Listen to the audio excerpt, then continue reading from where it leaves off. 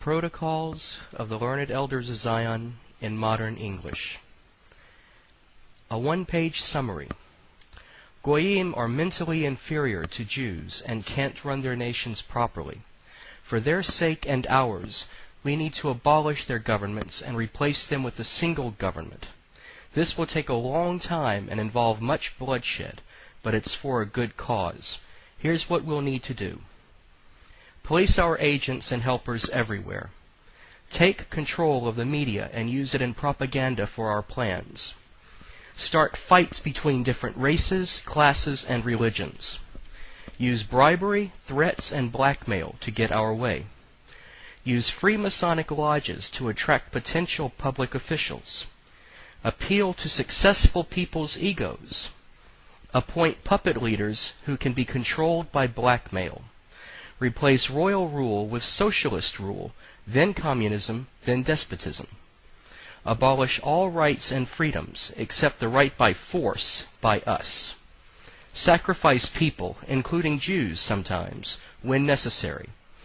Eliminate religion. Replace it with science and materialism. Control the education system to spread deception and destroy intellect. Rewrite history to our benefit. Create entertaining distractions. Corrupt minds with filth and perversion. Encourage people to spy on one another. Keep the masses in poverty and perpetual labor.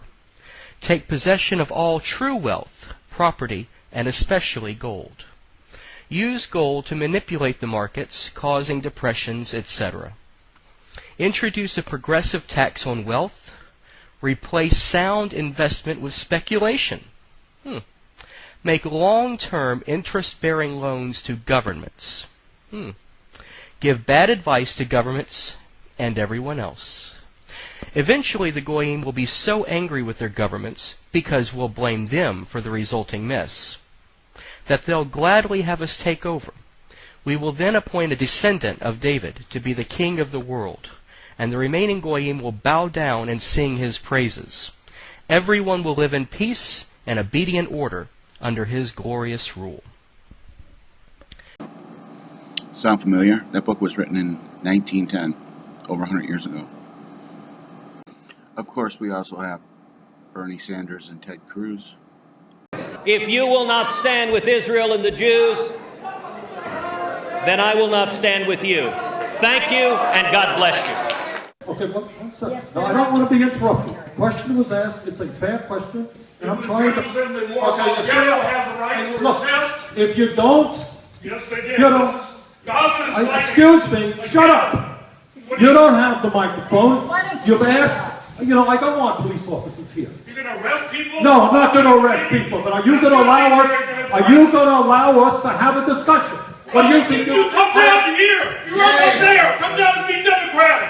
So any discussion with people. Are you asking for the point? Occupied populations have the right to resist. All right. You're entitled to your view. You've asked the question, I'm answering it. This is called democracy. Let him finish. All right? I would thought you were All right, I am answering a question, and I do not want to be disturbed and disrupted. All right? You're not the only people here. Kathy asked a reasonable question, and I'm trying to answer it, and I don't want to be disrupted. All right?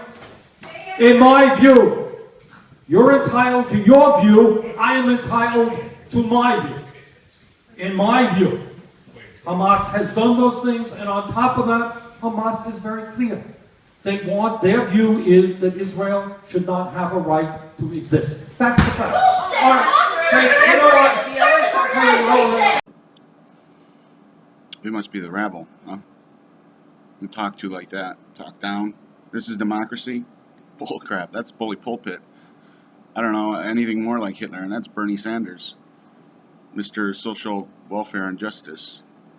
He's for bombing children. And Ted Cruz stands with Israel over Americans. It's right there. I mean, I don't know what else to do. On top of all the pictures of all the past presidents, potential presidents. Let's get to the meat and potatoes of this. These people are so fucking stupid, it's not funny. So what is this Wailing Wall?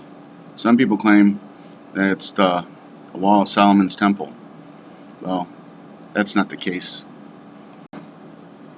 We have a Roman, and then a Greek, and finally a Jewish temple. Do you notice anything different? Do you notice these temples that are actually temples are actually decorated?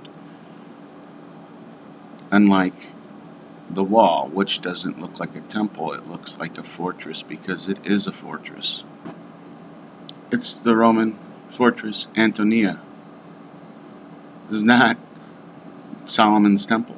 They're worshiping a Roman fortress. It's in Wikipedia. First Jewish-Roman War, 66 to 73. What was the result? The destruction of Jerusalem and the Second Temple.